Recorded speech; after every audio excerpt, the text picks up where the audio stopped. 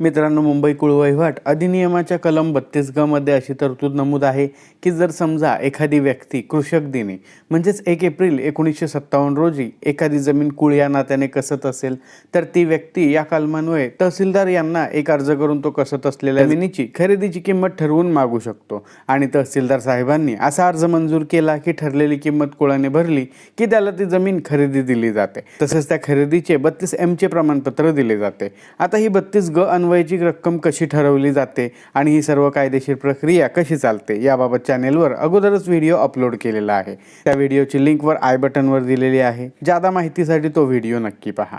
32G ची तरतूद कसेल त्याची जमीन या तत्वावर अवलंबून होती, परंतु काही कालावधीनंतर जमिनीचे वाढते दर आणि माणसांची बदललेली मानसिकता यामुळे 32G अन्वय खरेदी ही खोट्या पद्धतीने किंवा तहसीलदार साहेबांची दिशाभूल करून व्हायला लागली। जसे की कुळ त्या जमिनीस कधी कसतच नव्हता किंवा वहिवाटत नव्हता तरी देखील तो कुळ किंवा त्याचे वारस 32G अन्वय खरेदी करून मागत असतात। अगदी त्याचप्रमाणे एखाद्या 7/12 उतार्यावर जे कुळ असते ते नोकरीनिमित्त अन्य कुठेतरी राहणेच वगैरे असतो आणि रिटायरमेंट नंतर निवृत्तीनंतर येऊन तहसीलदार साहेबांच्याकडे असा 32G ने खरेदीसाठीचा अर्ज करतो आणि निश्चितच तहसीलदार साहेबांनी असा अर्ज मंजूर केला तर जमीन मालकावर अन्याय होतो आणि मग आपल्या मनात हा प्रश्न निर्माण होतो की खोट्या पद्धतीने किंवा दिशाभूल करून घेतलेल्या 32G च्या न्यायनिर्णयास आपण आव्हानित करू शकतो का? तर होय, आपण त्यास आव्हानित करू शकतो, किंबहुना तो आदेश रद्द देखील करून घेऊ शकतो। हे आपण कोणत्या प्रकारे आणि कोणत्या कायदेशीर प्रक्रियेने करून घेऊ शकतो याबाबतच संपूर्ण माहिती आजच्या व्हिडिओमध्ये आपण घेणार आहोत, तेव्हा व्हिडिओ संपूर्ण पहा। त्याचबरोबर तुम्हाला आमच्यातर्फे कायदेविषयक सल्ला घ्यायचा असेल तर स्क्रीनवर दिसत असलेल्या मोबाईल नंबरवर व्हॉट्सॲप मेसेज करून तुम्ही कॉल बुक करू शकता। त्यासाठी नाममात्र सल्ला फी आकारली जाईल। नमस्कार मित्रांनो, कसे आहात सगळे? स्वागत आहे तुम्हा सर्वांचे माझ्या यूट्यूब चॅनेल लॉ ट्रेझरमध्ये। एकदा का 32G अन्वये एखाद्या कुळाला तो कसत असलेली जमीन खरेदी देण्याबाबत आदेश झाला की जमीन मालकाने SDO म्हणजेच प्रांत साहेब यांच्यासमोर एक कुळ कायदा अपील म्हणजेच टेनन्सी अपील करायची असते।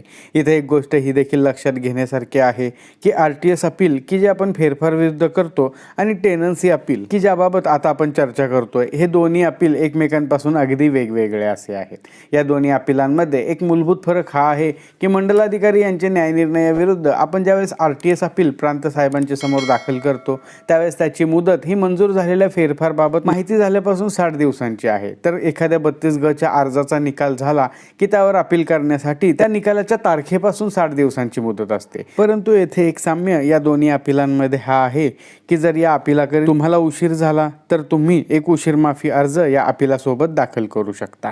या अपिलामध्ये कोणकोणत्या बाबी नमूद असाव्यात हे देखील पाहूयात। अपिलामध्ये सर्वात प्रथम तर तुम्हाला कोर्टाचे नाव, त्यानंतर ॲपेलंट आणि रिस्पॉन्डंट यांचे संपूर्ण नाव, संपूर्ण पत्ता, वय आणि कामधंदा वगैरे लिहावे लागेल। त्यानंतर मूळ अपिलास सुरुवात करावी लागेल। या अपिलामध्ये तुम्हाला हे सांगावे लागेल की जी 32G ची प्रक्रिया तहसीलदार साहेबांच्याकडे राबवली गेली आहे ती कशी चुकीची आहे।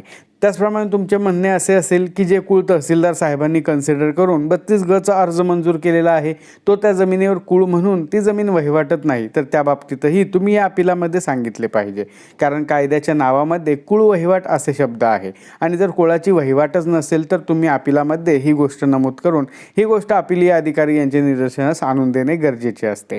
त्याचप्रमाणे झालेल्यावर तुम्हाला आणखीन काय आक्षेप आहे आणि त्या आक्षेपाबाबत तुम्ही काय पुरावे दाखल करत आहात हे देखील आवश्यक राहते।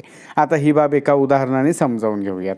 समजून चालूयात की रमेशच्या 7/12 उतार्यावर सुरेशचे नाव कुळ म्हणून लागलेले आहे, परंतु सुरेश हा तर मुंबई येथे ST महामंडळामध्ये कंडक्टर म्हणून पूर्वीपासून काम करत आहे आणि आता नुकतेच तो कंडक्टर या सेवेमधून निवृत्त होऊन गावाकडे आला आहे। रमेशच्या 7/12 उतार्यावर त्याचे नाव कुळ या सदरामध्ये पाहून 32G अन्वये खरेदीने जमीन मिळण्यासाठी अर्ज करण्याचे ठरवून तसा 32G अन्वयेचा अर्ज तहसीलदार साहेबांना देऊन त्यांची दिशाभूल करून त्यामध्ये त्याने न्यायनिर्णय घेतला।